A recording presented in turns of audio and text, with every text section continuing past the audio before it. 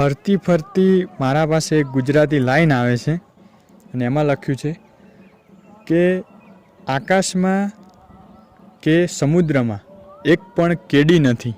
અર્થ એનો એ નથી કે કોઈએ સફર ખેડી નથી. આનો મતલબ કાઢવા જઈએ તો બહુ સરસ આવે છે કે જે આકાશ છે, આકાશમાં કેડી નથી. કેડી એટલે રસ્તો. આકાશમાં કોઈ કેડી નથી, આકાશમાં કોઈ રસ્તો નથી.